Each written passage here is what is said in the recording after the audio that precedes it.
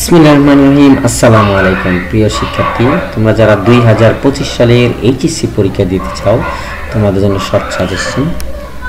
এখন আমি আলোচনা করব completing sentences with suitable phrases or given words from the box। অর্থাৎ তোমাদের যে প্রশ্নটা থাকে 2 নম্বরে, বক্স থেকে নিয়ে ফ্রেজগুলো বা দেওয়া যে শব্দগুলো আছে এগুলো নিয়ে সেন্টেন্স পূরণ করো।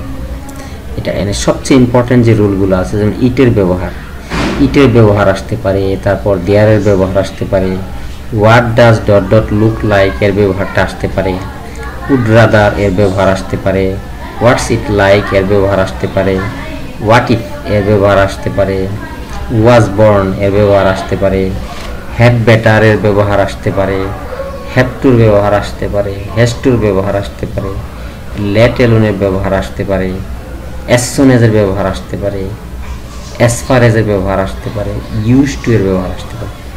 এগুলো বিভিন্ন কলেজের টেস্ট পরীক্ষার মধ্যে এসেছে এই রুলগুলো, কাজে এই রুলগুলো অনেক ইম্পর্ট্যান্ট। এগুলো তোমরা চর্চা করতে পারো, তোমরা কমন পেতে পারো। ঠিক আছে, থ্যাংক ইউ, আল্লাহ হাফেজ।